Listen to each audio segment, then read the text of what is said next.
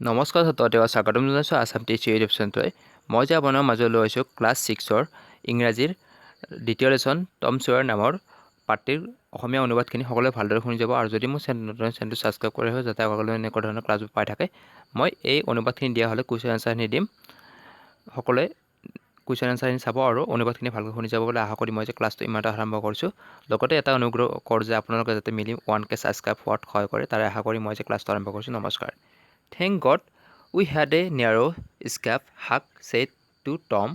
She told you tissues are indeed buried in haunted house, said Tom. But where is the tissue, Tom? We came looking for it and missed it.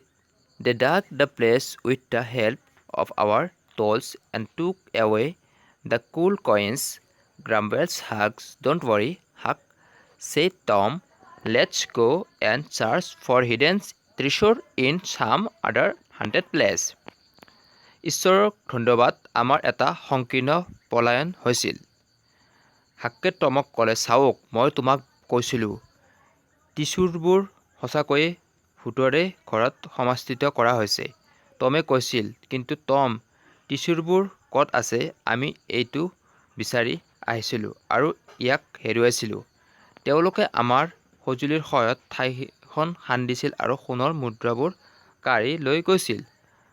হুকে বিৰবিৰ কৰি ক'লে, চিন্তা নকৰিব হক। টমে ক'লে, আহক আমি আন কোনো ভূতৰে ঠাইত লুকুৱা ধনৰ সন্ধান কৰোঁ।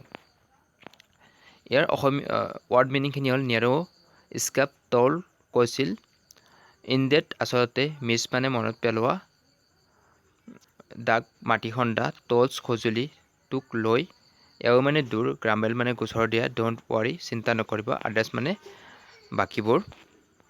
আজি ক্লাছত ইমানখিনি আছিল। ইয়াত হাক আৰু টমে এইখিনি ক'লে যে তেওঁলোকে নেক্সট আৰু এটা মিছনত যাব, অৰ্থাৎ তেওঁলোকে আৰু এটা সোণ থকা বক্স বিচাৰি তেওঁলোকে যাব।